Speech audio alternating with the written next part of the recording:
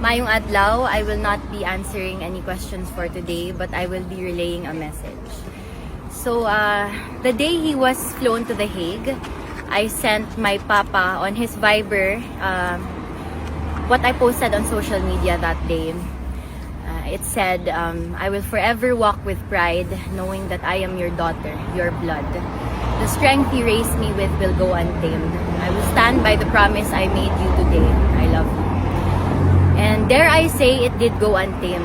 No? There is nothing and no one on this earth I will not face for my family, for my papa.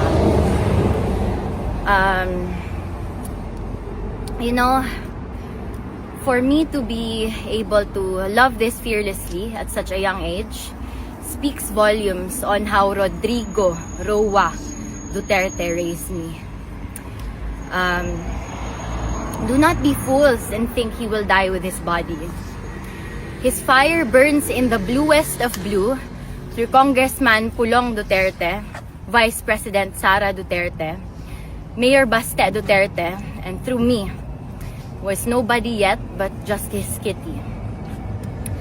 I would also like to say na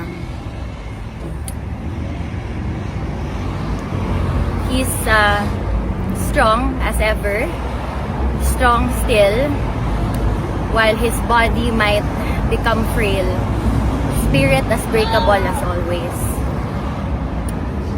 He I didn't really discuss what happened today, but I asked him lang, what do you feel? What do you think? What do you want them to know? Invictus, out of the night that covers me, black as the pit from pole to pole, I thank whatever gods may be for my unconquerable soul. In the fell clutch of circumstance, I have not winced nor cried aloud. Under the bludgeonings of chance, my head is bloodied but unbowed. Beyond this place of wrath and tears looms but the horror of the shade, and yet the menace of the years finds and shall find me unafraid. It matters not how straight the gate or how charged with punishments the scroll. And he did tell me to emphasize this part. I am the master of my fate. I am the captain of my soul. So, he will live longer than you think. His immortality will be seen on the minds and in the hearts of every Filipino he has saved, and very long after that through his every descendant.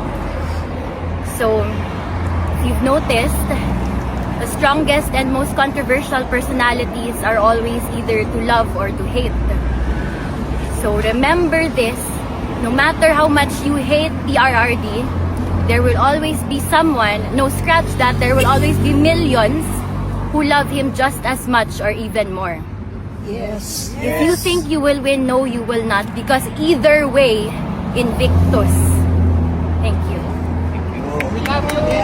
Love you, Kit. Thank you, Kit.